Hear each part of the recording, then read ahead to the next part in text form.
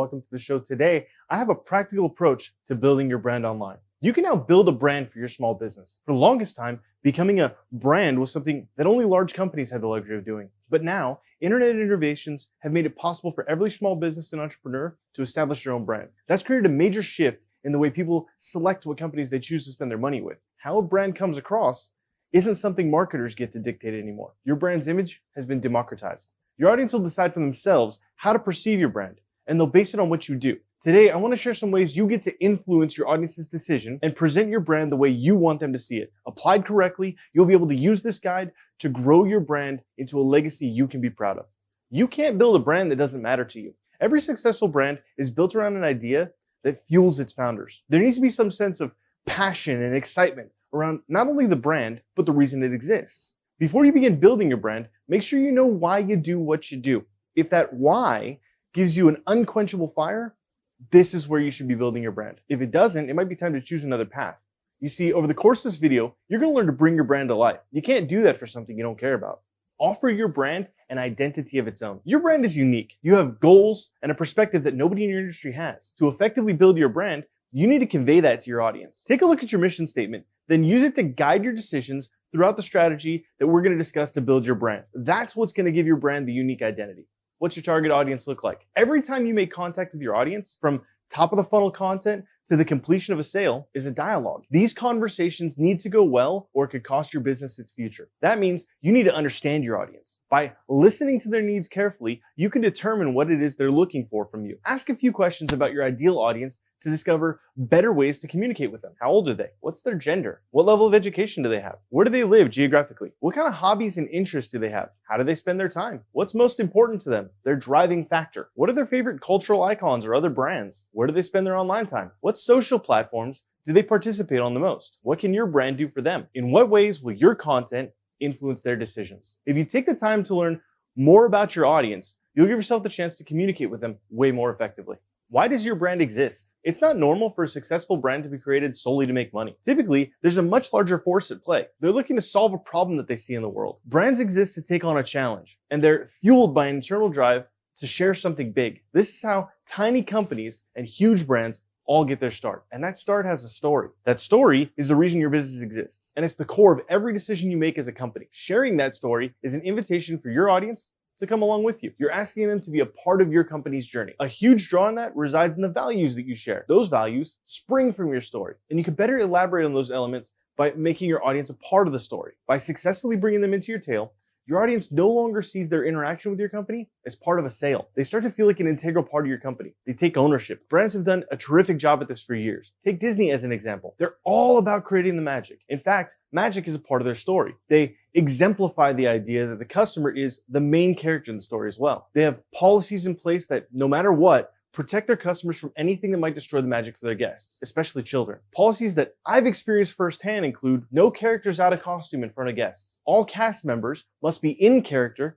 when they're in guest accessible areas. Cast and crew, including executives, are required to be polite and use polite language. There are no photos or videos allowed backstage. Each of these policies are in place to make sure that the magic is never destroyed for their most important guests, the children. By creating this environment, children are allowed to use their imagination to become a part of the magic. What kind of personality does your brand have? Social media has made brands as a whole into entities that people can interact with. That's forced the idea of a brand to change from a one-dimensional shadows they used to be before the internet. Until the modern web and social media came about, most companies were indistinguishable, but things have changed. Social media has become a point of contact that can expose flat corporations and separate them from those companies with real personality. Think about Wendy's and their famous savage Twitter. They have achieved cultural icon status in places that don't even have a Wendy's. If you want a shot at doing the same, or even surviving in a world where the internet dictates business, your brand needs its own personality. Think of your brand as a person. You're about to create a fictitious character that represents your brand. What kind of habits does your brand have? Does your brand have dreams it hopes to achieve in its life? Is your brand fashion savvy?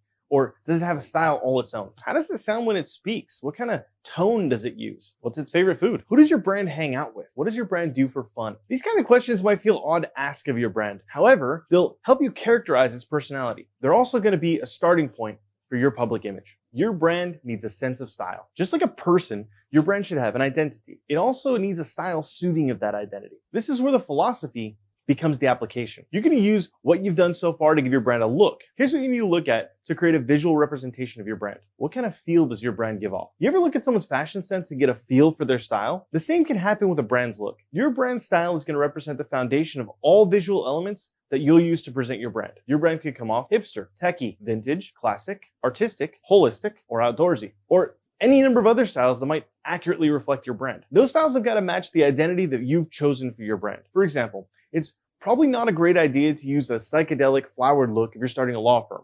I'm just saying. Stick with the look and feels that match. You'll get your story across better. What colors represent your brand best? Stop right there. I know you're about to repeat the colors of your favorite sports team, but think about this for a minute. Colors can be very associative with a brand, making them important to developing yours. If I asked you to think of McDonald's, you probably immediately see everything in red and yellow, don't you? What about the Dodgers, whose colors are so iconic that they nearly got their own Crayola color? Colors are a big part of those thoughts, aren't they? That's because these companies, along with numerous others, have done a stellar job at branding. If you're not sure what colors you should go with, start with a little color education, or do what I do in this process and pick a foundational color, then get some help online with the rest of the color scheme. Yes, I get help, I'm colorblind. It's important to make sure the colors go well together and don't clash or create a situation where your print materials or website are hard to read, as we did really early on with a black background and red text. It's a bad idea. It's also important to make sure the colors you choose evoke the right feelings. I've heard a lot about color psychology and even studied it quite a bit. I'm not sure I'm 100% sold, but you ought to know that at least some of the color theory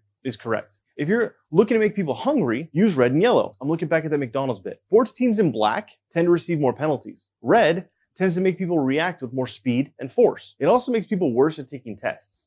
But most of this evidence is anecdotal at best. I feel like more than anything, the color needs to generally vibe right with you. If it makes you feel the way you want your customers to feel, it's the right color. But please don't just choose a color combination because it looks cool. It's a horrible idea. What logo are people going to remember you by? Funny it took all that to get to the one thing people actually think of when they think of branding. But that's the truth, isn't it? Branding is way more than just your logo. However, it's the most recognizable part of your brand, so you've got to have one that sticks with people. You can immediately bring to mind some of the biggest brands' logos, can't you? Think about Nike, or McDonald's, Starbucks, Apple, FedEx, Mercedes-Benz, Coca-Cola, Chanel, Pepsi, or Mickey Mouse. Not that you need to, but go back and check to see if you got those logos correct. That shows you how big a role they have in connecting you to your audience. Choosing the right logo is critical. Some things you need to remember when you're creating your logo. Keep it simple. It has to look good in small format as well as large. Don't rely on color placement to define the shape of the logo. What's it going to look like in grayscale? Make sure it represents your brand's image at just a glance. Try not to use clip art. Generic never built a memorable brand. Avoid logo generators. They tend to create similar and duplicate logos often, usually because they're using clip art. Remember those styles we talked about? It's time to pull out that list. Define a logo that fits those styles and looks like it belongs uniquely to your brand. What message is your font sending? When it comes to fonts, so many things can go so wrong so quickly. This is intensely important, whether you realize it or not. Let's look at an iconic company like maybe Apple. What happens if I mess with their logo font a little bit? It becomes a whole different company, despite the same logo. How much of an impact will it have on your brand then? When you're looking for a font, here are some questions you've got to ask. What's the tone you want your logo to have? Think back to your brand identity. Select a logo and a font that gives off the same vibe. Who's your target audience? Choose a font that reflects a manner of speaking that's fitting. Do you need a serif? That's the little tail and the tips of the letters. That's really going to depend again on the tone you're trying to set. Serifs are more classic. Sans serifs speak better to a younger crowd. Is it legible? Pretty sure it's self-explanatory. Is it too heavy or too light? Think about how much your font is going to weigh into all the text you create. Is it clean enough to resize? It has to be easy to read when it's big and when it's small. Does it pair well? Remember that you need to be able to match a contrasting font to most of your print and web materials. How decorative does it actually need to be? That's going to weigh heavily on your brand style. Your font's going to say a lot about your brand. Pun intended. Make sure it works right. Giving your brand a voice. Now that you know the heart and soul of your brand and you've put the finishing polish on it, it's time to decide what it's going to sound like. Your audience isn't just looking at you. They're going to interact with your brand. They'll do it online via text. They'll call and visit and communicate verbally. You need to set a tone that's going to encourage engagement. You need to give your brand its voice. What's in a name? Have you ever had to name a child? If you have, you probably thought about all the things that might happen if you picked the wrong one. Will they get beat up for their name? Will the teacher always mispronounce it? Your brand name is going to have a similar lasting effect on your company. Think about it. Your brand name has to encapsulate your brand image, communicate what you do, and still manage to be easy to spell, say, and secure online through a domain name. It should reflect all those things in a simple 1 to 3 words. Build a list of potential names. Think of things that really get to the core of your mission. Narrow it down from there. Now that you have a brand name, Consider if a tagline is right for your brand. It makes sense for some, but for others it's not going to. But a tagline can, if appropriate, do wonders for your brand. Think about these ones. Nike, just do it. Capital One, what's in your wallet? Gatorade, is it in you? Staples,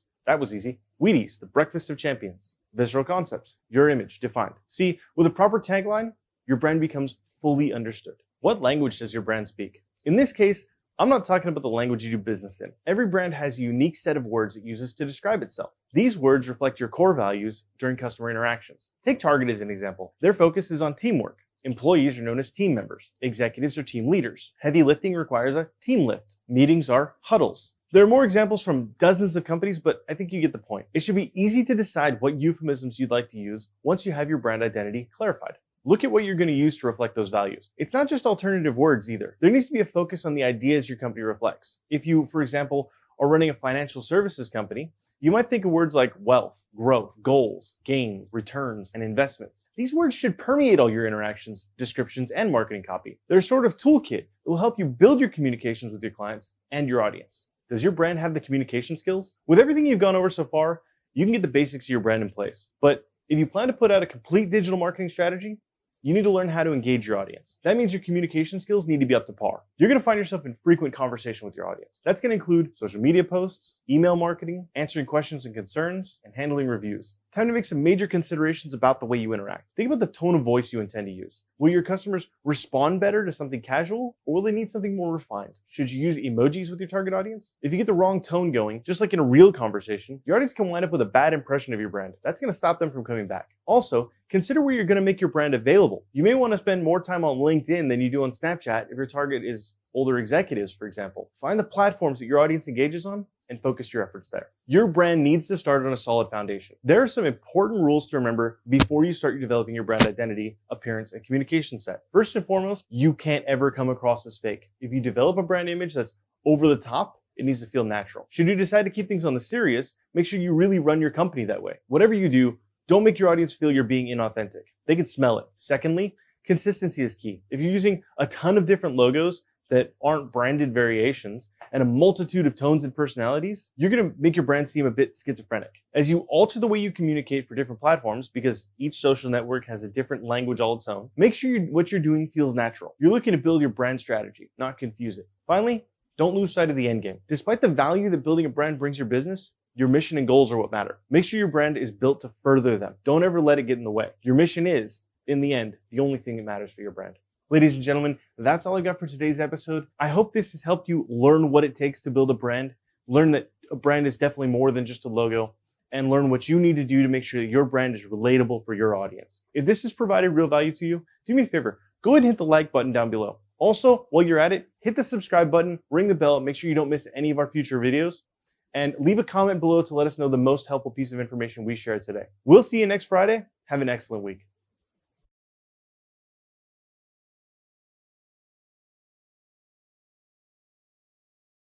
Ladies and gentlemen, while I still have you, I want to offer you our ebook. It's based on all of my experience with small businesses and what it takes to build a brand. It's called The Green Tie Effect, Developing Your Brand from the Start. The Green Tie Effect is the simplest, most actionable, most effective book ever written about the foundation of a brand, the mission statement. In this book, you'll learn what a mission statement is, why a quality mission statement is critical, how your product and service tie into your brand, how you create a mission statement, and what to do with it once you do. All you have to do if you want to download this book is visit visceralconcepts.com/greentie-YouTube. First name, last name, email address in the form, and we will email it to you, and you can put it to use immediately. This book is different than others. It's not just information. It has action steps at the end of every single chapter that will help you build your mission statement and make sure that your brand is built on the right foundation. To download it, visceralconcepts.com/green-tie-YouTube. First name, last name, and email address in the form. We'll email it to you, and you can put it to use immediately, putting your brand on the right foundation. Have an excellent week. We'll see you next Friday.